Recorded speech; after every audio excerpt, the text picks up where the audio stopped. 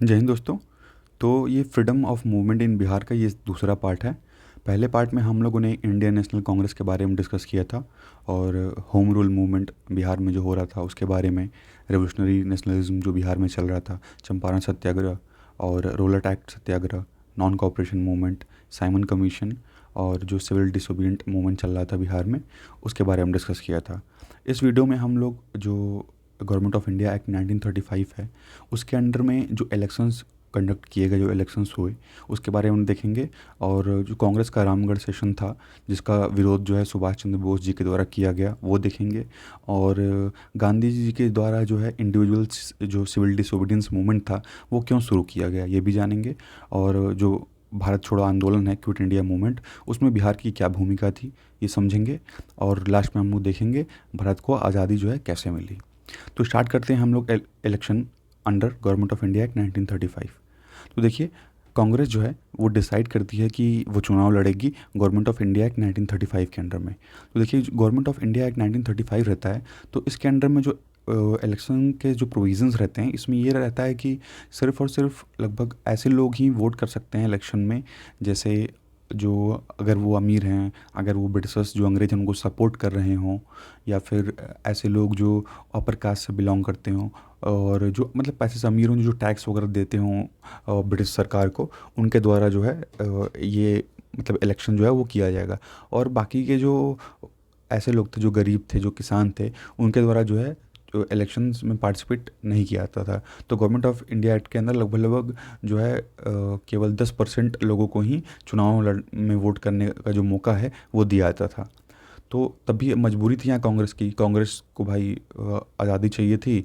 और यहाँ पर चुनाव लड़ना जो है, एक अपनी सरकार बनाना खुद का बहुत ज़रूरी था। तो इसीलिए कांग्रेस जो है वो डिसाइड करती है कि हम गवर्नमेंट ऑफ इंडिया एक्ट 1935 के अंडर में जो है हम इलेक्शन लड़ेंगे। देखिए, गवर्नमेंट ऑफ इंडिया एक्ट 1935 को हम जो एक मिनी संविधान है, मिनी कॉन्स्टिट्यूशन के नाम से भी जानते हैं। तो देखिए, इसके बाद क्या होता है कि जो बिहार की जो लेजिस्लेटिव असेंबली है, यानी जो लेजिस्लेटिव असेंबली है बिहार की, उसके जो इलेक्शंस भी कंडक्ट किए जाते हैं।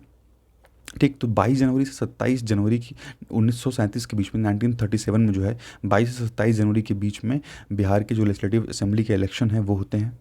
टोटल सीट रहती है उस टाइम बिहार में 152 सीट्स, 152 सीट्स रहती हैं, जिसमें से कांग्रेस जो है 107 सीटों पे अपना जो कैंडिडेट है वो खड़ा करती है। और जिसमें से 98 सीट्स पे कांग्रेस जो है जीत जाती है।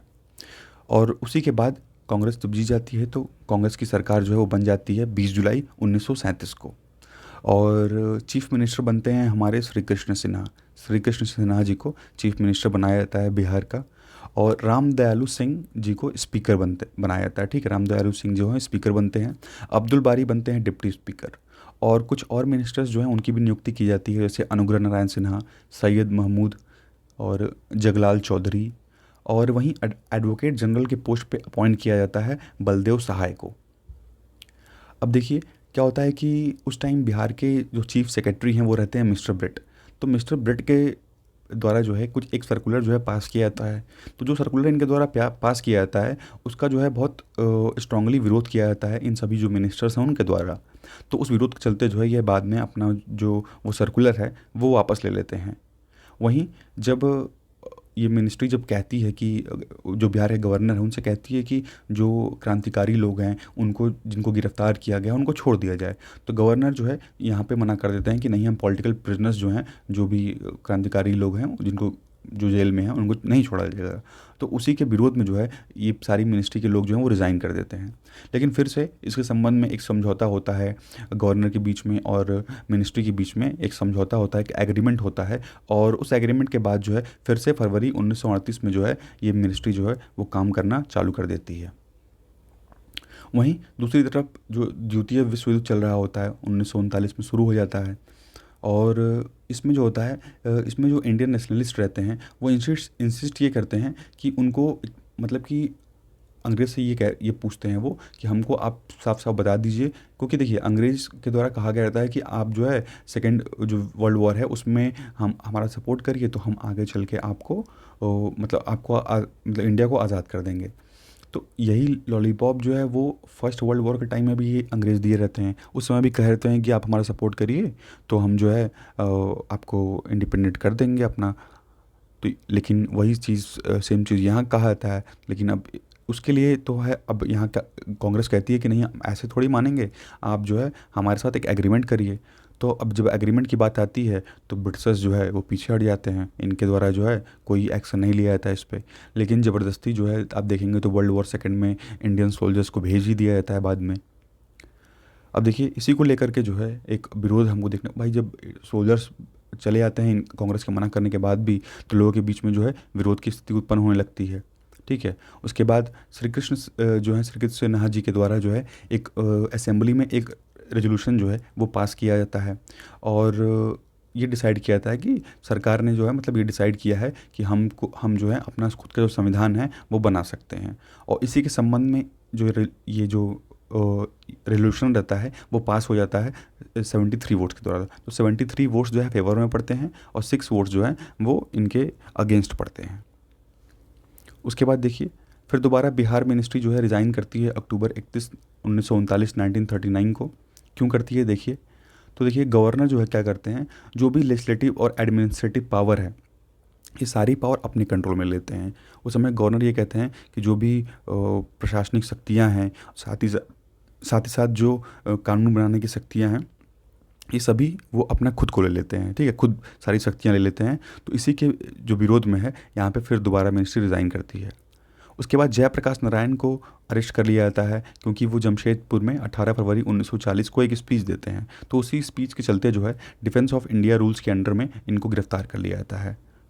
ठीक, अब इनकी गिरफ्तारी के विरोध में भी जो है बिहार में जो है विरोध प्रदर्शन जो है देखने को मिलता है। इसके बाद आता है रामगढ़ सेशन कांग्रेस का, जो कि बिहार के पर्सपेक्टिव से बहुत ज़्यादा इंपॉर्टेंट सेशन है। तो 53rd सेशन है, ये 53वां सेशन है इंडियन नेशनल कांग्रेस का, जो कि रामगढ़ में होता है। 19 और 20 मार्च को होता है 1940 में। ठीक है, और इस समय ये इस सेशन के जो प्रेसिडेंट हैं वो रहते हैं मौलाना अबुल कलाम आज़ाद जी। ठीक है, तो याद रखिएगा 53rd सेशन जो है इंडियन नेशनल कांग्रेस का रामगढ़ में हुआ, 1920 मार्च 1940 को हुआ, और उसके प्रेसिडेंट थे उस टाइम मौलाना अबुल कलाम आज़ाद। अब यहाँ पे जवाहरलाल नेहरू जी के द्वारा सत्याग्रह के संबंध में एक अध्यादेश जो है, एक रेजोल्यूशन जो है वो पास किया जाता है। और वहीं दूसरी तरफ जो है क्या होता है कि all India anti compromise conference की मीटिंग होती है रामगढ़ में। ठीक है, और इसका नेतृत्व करते हैं सुभाष चंद्र बोस जी। तो कांग्रेस जो एक तरह से सुभाष चंद्र बोस जी का ये कहना था कि कांग्रेस जो है वो आज़ादी को लेकर कॉम्प्रोमाइज़ कर रही है अंग्रेज़ों के साथ, तो ये इसका विरोध कर रहे थे। इनका मानना ये था कि आज़ादी हमारा हक है, हम उसको अंग्रेज़ों के साथ जो है कॉम्प्रोमाइज़ करके नहीं लेंगे, हम लड़ के लेंगे। तो इसी के विरोध में सुभाष चंद्र बोस जी जो है एक all India anti compromise conference जो है वो रामगढ़ में कंडक्ट करते हैं। और यहाँ पे जो कांग्रेस का एक व्यू पॉइंट है उसका ये विरोध करते हैं, जिसमें बिहार से कुछ जो क्रांतिकारी हैं इसमें अहम भूमिका निभाते हैं, सुभाष चंद्र बोस जी का साथ देते हैं इस कॉन्फ्रेंस में। तो स्वामी सहजानंद और शीलभद्र, ठीक है, तो इनके द्वारा जो है सुभाष चंद्र बोस जी का समर्थन किया जाता है। वहीं दूसरी तरफ जो मुस्लिम लीग है ये कंडक्ट करती है लाहौर सेशन, जो लाहौर अधिवेशन के नाम से जाना जाता है। और यहाँ पे ये डिमांड करती है अपने पाकिस्तान का, सेपरेट पाकिस्तान का जो है ये डिमांड करती है। अच्छा, कमेंट में आप ये बताइएगा कि लाहौर सेशन जो है मुस्लिम लीग का ये कब हुआ, किस ईयर में हुआ, कमेंट में आप बताइएगा इसको। अब देखिए वहीं जब मुस्लिम लीग जो है डिमांड करती है सेपरेट पाकिस्तान का, तो उसी को देखते हुए जो है बिहार में जो मुस्लिम लीग रहती है वो छपरा में एक कॉन्फ्रेंस ऑर्गेनाइज करती है 13 और 14 अप्रैल 1940 को। ठीक है, और जहाँ पे ये जो है लाहौर का जो रेजोल्यूशन रहता है उसको सपोर्ट करती है। ठीक है, और इसी के समर्थन में जो है 19 अप्रैल को जो है पाकिस्तान डे मनाया जाता है बिहार में कई जगहों पे। लेकिन इसका विरोध करती है जो अरहर पार्टी, ये पॉलिटिकल पार्टीज़ हैं, अरहर पार्टी और मूमीन्स। तो इनके द्वारा जो है ये जो मुस्लिम लीग है इसके एक्टिविटीज़ का जो है खंडन किया जाता है, विरोध किया जाता है। इसके बाद आता है हमारा इंडिविजुअल सिविल डिसोबीडियंस। तो देखिए अगस्त ऑफर आता है 8 अगस्त 1940 को, वॉइस रॉय हैं ललित को। ठीक है, तो ये जो है लेके आते हैं अगस्त ऑफर। लेकिन इस अगस्त ऑफर से न तो मुस्लिम लीग संतुष्ट रहती है और न तो कांग्रेस ही संतुष्ट रहती है। और इसी के विरोध में जो है जो कई हमको कई जगह इसी का विरोध जो है देखने को मिलता है, लोग इसके विरोध में प्रोटेस्ट करते हैं। वहीं गांधी जी अब ये डिसाइड कर लेते हैं कि हम जो है वो इंडिविजुअल सिविल डिसोबीडियंस जो है वो लॉन्च करेंगे, और ये लॉन्च करेंगे हम कुछ ही लोगों के साथ, मतलब इसमें जो है कुछ ही क्रांतिकारी जो इम्पोर्टेंट क्रांतिकारी हैं केवल वही इन्वॉल्व होंगे इसमें, ठीक है। और इसका और जो इंडिविजुअल सिविल डिसोबीडियंस है जो गांधी जी के द्वारा शुरू किया गया, तो इसमें भी बिहार की एक अहम भूमिका हमें देखने को मिलती है, ठीक। उसके बाद ये जो इंडिविजुअल सत्याग्रह है ये बिहार में शुरू होता है 28 नवंबर 1940 को, ठीक है। और पहले सत्याग्रही हैं श्री कृष्ण सिन्हा जी, और उसके बाद दूसरे सत्याग्रही हैं अनुग्रह नारायण सिन्हा जी, ठीक है। तो देखिए अनुग्रह नारायण सिन्हा जी को अरेस्ट कर लिया जाता है पटना में, जब ये एक भाषण देते रहते हैं, एक स्पीच देते रहते हैं उस टाइम। और गौरी शंकर सिंह भी एक सत्याग्रही हैं, इनके द्वारा जो है इस मूवमेंट को गया में लीड किया जाता है, जहाँ पे सत्याग्रह करते हैं 4 दिसंबर 1940 को। वहीं सिलाव में हम देखेंगे तो सिलाव जो कि बिहार में ही पड़ता है, यहाँ पे श्याम नारायण सिंह जी के द्वारा सत्याग्रह किया जाता है 9 दिसंबर 1940 को। इसके बाद आता है क्विट इंडिया मूवमेंट, यानी भारत छोड़ो आंदोलन या भारत छोड़ो मूवमेंट, ठीक है। देखिए ये शुरू होता है 1942 में स्टार्ट होता है, और इसमें हमें जो है एक इम्पॉर्टेंट रोल दिखता है बिहार का, और ये इसमें कई मासेस के द्वारा, मतलब बहुत लोगों के द्वारा जो है इस मूवमेंट में पार्टिसिपेट किया जाता है। अब देखिए क्या होता है कि कांग्रेस वर्किंग कमेटी है, तो कांग्रेस वर्किंग कमेटी जो है वो एक रेजोल्यूशन पास करती है 5 अगस्त 1942 को बॉम्बे में। और इसी रेजोल्यूशन को जो कांग्रेस वर्किंग कमेटी के द्वारा जो है जो 5 अगस्त 1942 को बॉम्बे में जो रेजोल्यूशन पास किया जाता है, उसी को क्विट इंडिया रेजोल्यूशन के नाम से जाना जाता है, जो डिमांड करता है कि मतलब जो अंग्रेज़ हैं वो इंडिया छोड़ कर जाएँ और हमें आज़ाद करें। देखिए जो रेजोल्यूशन है इसका ऑल इंडिया और कांग्रेस कमेटी जो है इसको इंडोर्स करती है, इसको फॉलो करती है, और बॉम्बे में जो है 7 और 8 अगस्त 1942 को एक सेशन कंडक्ट करती है। और इसी सेशन में जो है यहाँ पे महात्मा गांधी जी जो हैं इनके द्वारा जो है स्लोगन दिया जाता है, यानी नारा दिया जाता है करो या मरो, डू और डाई का जो नारा है वो यहीं दिया जाता है। अब जब गांधी जी नारा दे देते हैं करो या मरो, डू और डाई का, तो अभी तक तो अंग्रेज ये सोच रहे थे कि भाई अभी तो गांधी जी शांतिपूर्वक जो है प्रदर्शन कर रहे थे, तब तो इतना बवाल हुआ, अगर डू और डाई करो या मरो का नारा दे दिए तब तो बहुत बवाल हो जाएगा। अब इसी डर से क्या होता है कि ब्रिटिश गवर्नमेंट जो है वो महात्मा गांधी को 9 अगस्त को गिरफ्तार कर लेती है, और साथ ही साथ जो कांग्रेस वर्किंग कमेटी के जो सदस्य रहते हैं, कांग्रेस वर्किंग कमेटी के जो मेंबर्स रहते हैं, उनको भी गिरफ्तार कर लिया जाता है।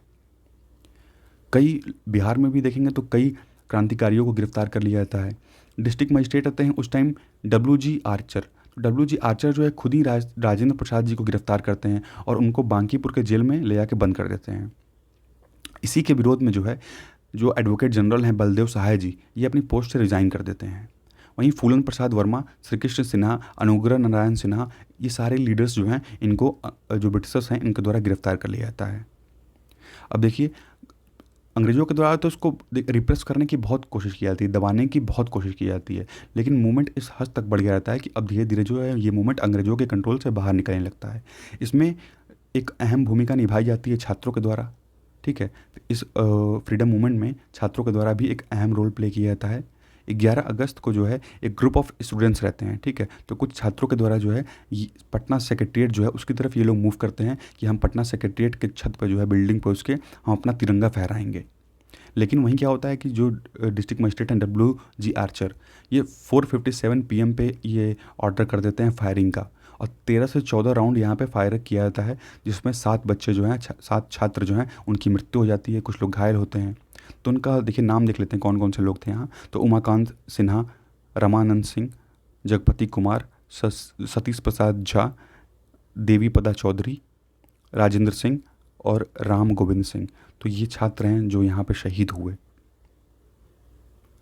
अब देखिए इस इंसिडेंट के विरोध में जो है एक मास जो है हमें मूवमेंट देखने को मिलता है, बहुत विरोध प्रदर्शन होता है, ठीक है। कई जगह जो है कई थाने जला दिए जाते हैं और कई सरकारी जो बिल्डिंग हैं उनको तोड़ दिया जाता है। तो यहाँ पे अगले ही दिन क्या होता है, इसी के विरोध में पूरा का पूरा जो पटना रहता है वहाँ पे स्ट्राइक हो जाता है, पूरा का पूरा पटना जो है उसको बंद कर दिया जाता है। और उसी शाम को जगत नारायण लाल के द्वारा एक मीटिंग ऑर्गेनाइज़ किया जाता है, और यहाँ जगत नारायण लाल जी के द्वारा ये कहा जाता है कि जो अंग्रेजी हुकूमत है, अंग्रेजी सरकार है, उसको यहाँ पे हम कुचल देंगे, ठीक है, तो इसको दबाने के लिए, अंग्रेज़ सरकार को कुचलने के लिए क्या क्या किया जाता है इनके द्वारा, तो जो रेलवे लाइन्स हैं उनको तोड़ दिया जाता है, टेलीग्राफ लाइन्स को तोड़ दिया जाता है, वायर्स को काट दिया जाता है, टेलीग्राफ वायर्स हैं उनको काट दिया जाता है, टेलीफोन वायर्स को कट कर दिया जाता है, जो पुलिस स्टेशंस हैं उनको जला दिया जाता है, जो पोस्ट ऑफिस वगैरह हैं उनको सीज़ कर दिया जाता है, तोड़ दिया जाता है, और गवर्नमेंट बिल्डिंग्स, कई सरकारी बिल्डिंगें रहती हैं जिनको नुकसान पहुँचाया जाता है, तोड़ दिया जाता है। अब जो है जो सरकार, जो ब्रिटिश सरकार है, अब हर तरीका इस्तेमाल करती है इसको दबाने का। इस सब मतलब जो ये विद्रोह देखने को मिल रहा था, इसको दबाने का जो है हर तरीका, मतलब बुरा से जितना बुरा तरीका हो सकता है, पूरी मतलब एक तरह समझ लीजिए कि अंग्रेज यहाँ पूरे जानवर बन जाते हैं, इस तरीके से वो व्यवहार करते हैं लोगों के साथ यहाँ पे। ठीक है, तो एक लार्ज स्केल पे लोगों को अरेस्ट किया जाता है, जेल में डाला जाता है, और और जो कैदियों को अरेस्ट किया जाता है उनके साथ बहुत बुरा जो टॉर्चर किया जाता है उनको। ठीक है, और जो एरिया पे सरकार कंट्रोल नहीं कर पाती है, वो एरिया दे दिया जाता है मिलिट्री को कंट्रोल करने के लिए। लोगों पे हैवी फाइन्स लगाए जाते हैं, और बिना किसी भेदभाव के लोगों पे गोली चलाई जाती है, चाहे जो पुलिस के सामने आ जाए उसको गोली मार दिया जाता है। प्रॉपर्टी को जो है लूट लिया जाता है, लोगों के जो घर हैं वो जला दिए जाते हैं। ठीक है, तो ये सारी चीज़ें जो हैं, मतलब जितना अत्याचार हो सकता था अंग्रेज़ों के द्वारा, वहाँ पे मतलब इतना अत्याचार जो है वो किया गया इनके द्वारा। उसके बाद अक्टूबर नवंबर 1942 को अब धीरे धीरे ये जो मोमेंटम है, ये जो मूवमेंट रहता है वो कम होने लगता है, धीमा होने लगता है। लेकिन अभी ये पूरा ख़त्म नहीं हुआ रहता है। कुछ हमारे जो क्रांतिकारी हैं उनके द्वारा ये अंडरग्राउंड लेवल पे ये मूवमेंट जो है चलाया जाता है, और बिहार से धीरे धीरे ये मूवमेंट जो है वो नेपाल के तराई क्षेत्र में, नेपाल के तराई रीजन में जो है वो मूव कर जाता है। और इसमें हमको बहुत अहम भूमिका देखने को मिलेगी लोकनायक जयप्रकाश नारायण जी की। तो देखिए, कुछ लोग को जो है, कुछ जो हमारे क्रांतिकारी रहते हैं उनको हजारीबाग के जेल में बंद किया गया रहता है।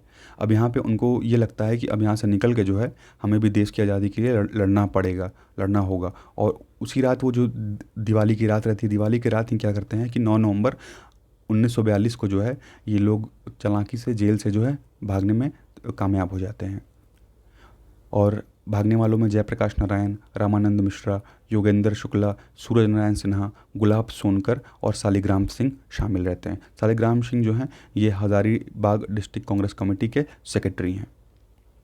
अब देखिए, जो सरकार है राम नारायण सिंह को, कृष्ण बल्लभ सहाय, सुखलाल सिंह को जो भागे रहते हैं, वो अब मतलब जो अब इन मतलब ये लोग भागलपुर के जेल में बंद रहते हैं, राम नारायण सिंह, कृष्ण बल्लभ सहाय और सुखलाल सिंह।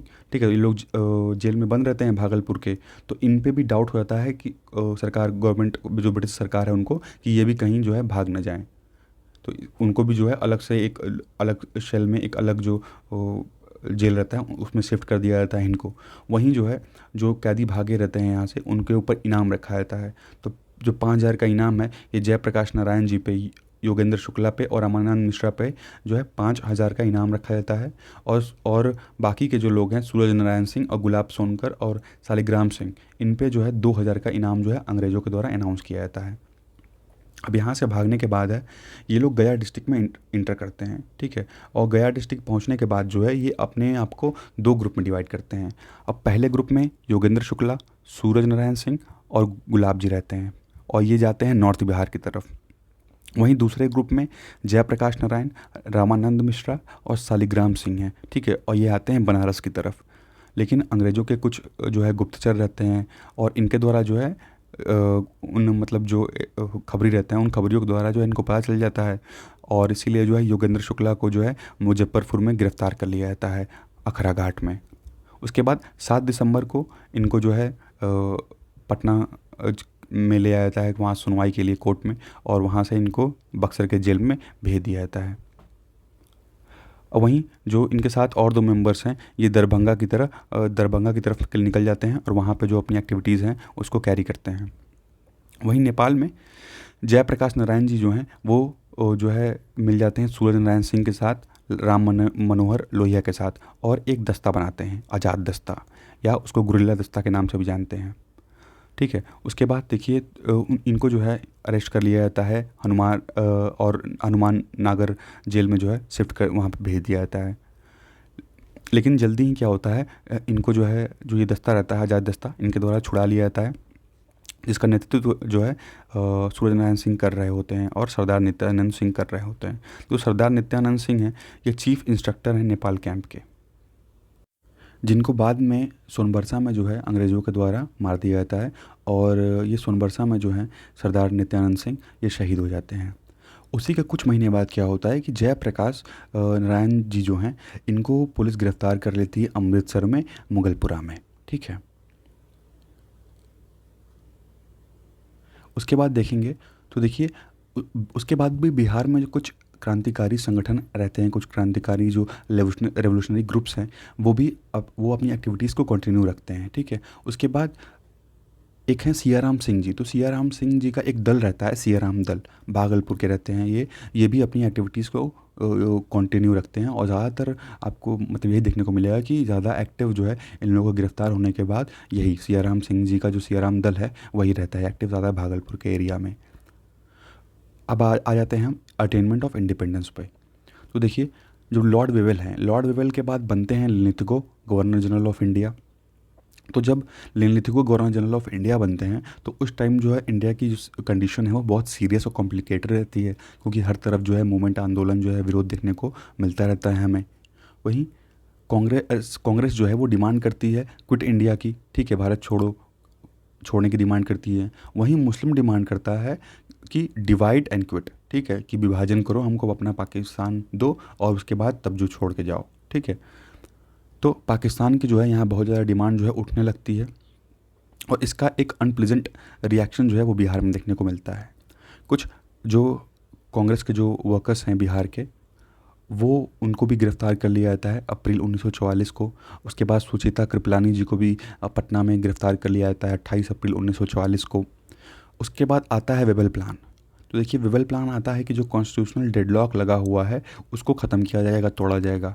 तो इसीलिए जो है इलेक्शंस, जो चुनाव हैं वो फिर से होते हैं 1945-46 में। फिर कांग्रेस जो है डिसाइड करती है कि हम जो है इलेक्शन लड़ेंगे और कांग्रेस को जो है 10 में से 6 सीटें जो हैं वो मिलती हैं इसमें, वही बिहार के जो सेंट्रल असेंबली है उसमें।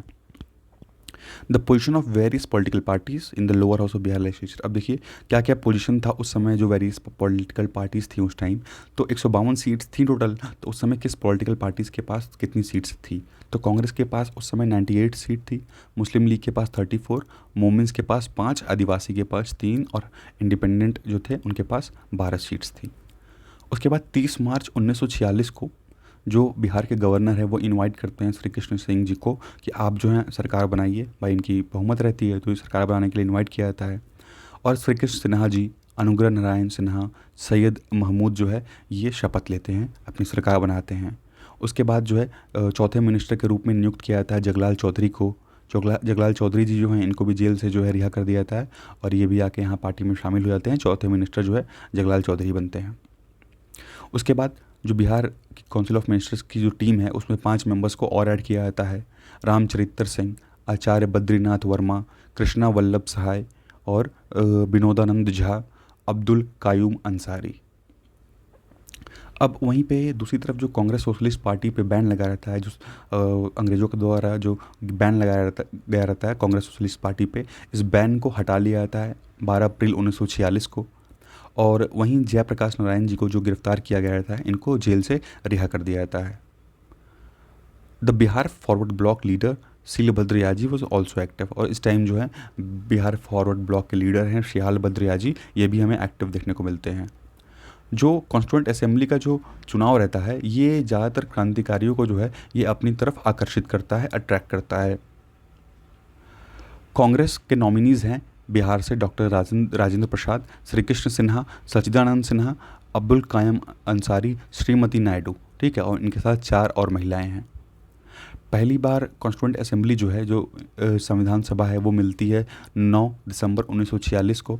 और इस समय जो प्रेसिडेंट रहते हैं वो डॉक्टर सच्चिदानंद सिन्हा रहते हैं, क्योंकि ये सबसे एल्डर मेंबर रहते हैं उस टीम के। मतलब उस समय जो कॉन्स्टिट्यूएंट असेंबली बनाई गई रहती है तो उसके सबसे पुराने मेंबर, सबसे एजड मेंबर जो हैं वो डॉक्टर सच्चिदानंद सिन्हा रहते हैं। इसीलिए जो है इनको उस टाइम का जो प्रेसिडेंटशिप है वो दिया जाता है।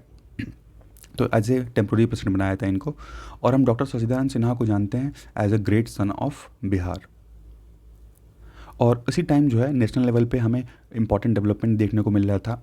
ब्रिटिश प्राइम मिनिस्टर एटली का स्टेटमेंट आता है 15 मार्च 1946 को कि कैबिनेट मिशन जो है वो इंडिया जाएगा, और लॉर्ड माउंटबेटन को अपॉइंट किया जाता है as a new Governor General of India, ठीक है, जून 3 1947 को। और ये अपना जो जून 3 1947 को अपना ये प्लान लेके आते हैं, इंडियाज़ इंडिपेंडेंस एक्ट के नाम से जिसको हम जानते हैं। और इसमें ये रहता है कि पार्टीशन के साथ जो है आपको आज़ादी जो है इंडिपेंडेंस दिया जाएगा। तो भाई अब इस समय सिचुएशन ऐसी रहती है कि आज़ादी मिल रही थी, जैसे भी मिल रही थी, लेना ज़रूरी था, ठीक है। तो इसीलिए जो है इस सिचुएशन की जो डिफ़िकल्टी है उसको समझते हुए जो है लोग इस चीज़ के लिए तैयार हो जाते हैं। अब देखिए, इंडियाज़ इंडिपेंडेंस एक्ट के अकॉर्डिंग इंडिया जो है 15 अगस्त 1947 को फ्री कर दिया जाता है, और पहला गवर्नर नियुक्त किया था, ये इंपॉर्टेंट है, याद रखिएगा, कई बार पूछ भी चुका है ये क्वेश्चन बिहार पीसीएस में, जयराम दौलत राम, ठीक है। तो जयराम दास दौलत राम जी को अपॉइंट किया जाता है बिहार का गवर्नर। 15 अगस्त को जो है इनके द्वारा जो 7 बच्चे जो शहीद हुए थे उनके याद में जो है एक शहीद स्मारक जो है बनाया जाता है पटना सेक्रेटेरिएट के ठीक सामने। अब अगली वीडियो में जो है हम लोग बिहार का जो पीजेंट मूवमेंट है, जो किसान का जो मूवमेंट रहता है वो देखेंगे, और जो महिलाएं हैं उनकी लिबर्टी देखेंगे बिहार में, और हमारा जो मॉडर्न बिहार है वो कैसे बना इसके बारे में जानेंगे। तब तक के लिए जय हिंद, वंदे मातरम।